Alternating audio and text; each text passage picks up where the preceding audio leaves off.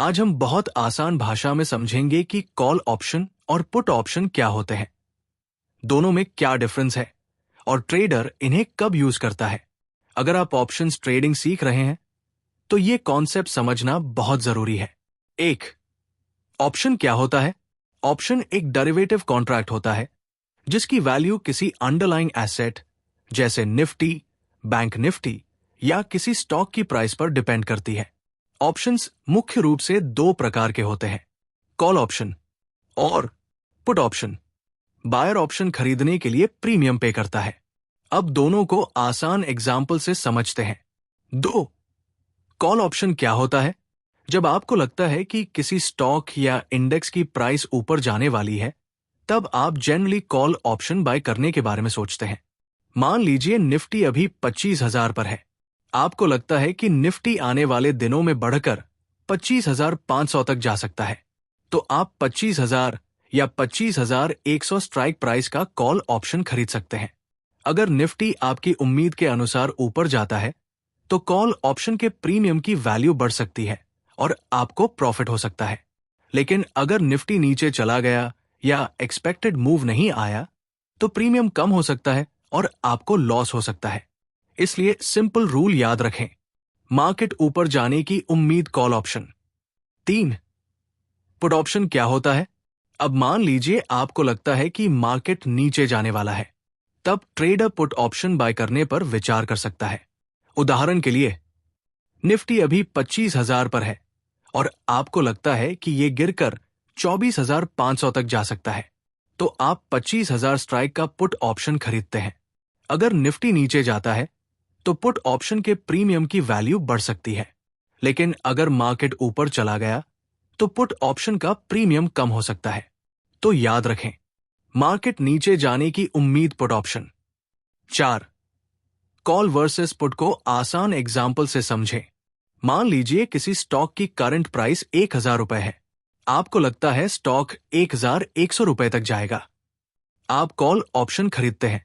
अगर स्टॉक ऊपर जाता है तो कॉल बायर को फायदा हो सकता है, लेकिन अगर आपको लगता है कि वही स्टॉक 900 रुपए तक गिर सकता है तो आप पुट ऑप्शन खरीदने के बारे में सोच सकते हैं। अगर स्टॉक नीचे जाता है तो पुट बायर को फायदा हो सकता है, यानी bullish view call, bearish view put. 5, strike price क्या है? ऑप्शन कॉन्ट्रैक्ट में एक इंपॉर्टेंट टर्म है, स्ट्राइक प्राइस। स्ट्राइक प्राइस वो प्राइस होती है जिस लेवल के आधार पर ऑप्शन कॉन्ट्रैक्ट बनाया जाता है। जैसे Nifty spot price 25,000, available strike prices हो सकती है 24,900, 25,000, 25,100, 25,200। आप मार्केट व्यू और स्ट्रैटेजी के अनुसार अलग अलग स्ट्राइक प्राइस सेलेक्ट कर सकते हैं। 6, प्रीमियम क्या होता है? ऑप्शन खरीदने के लिए बायर जो अमाउंट पे करता है उसे प्रीमियम कहते हैं।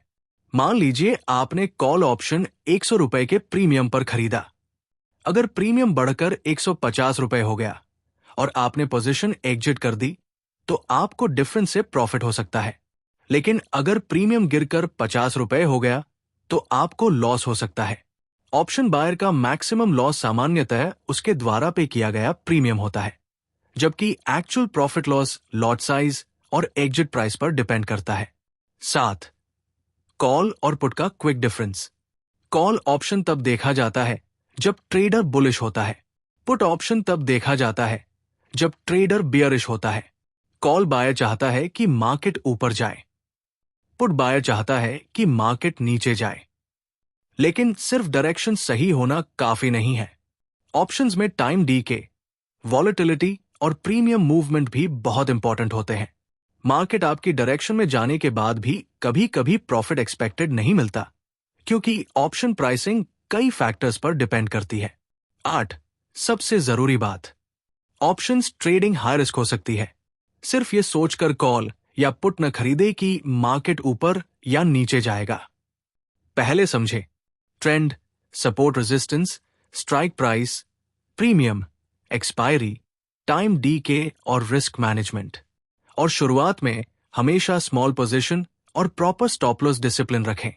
कंक्लूजन, तो दोस्तों आज का सिंपल फॉर्मूला याद रखें, मार्केट ऊपर जाने की उम्मीद कॉल ऑप्शन, मार्केट नीचे जाने की उम्मीद पुट ऑप्शन, और ऑप्शन खरीदने के लिए जो पैसा पे किया जाता है उसे कहते हैं प्रीमियम।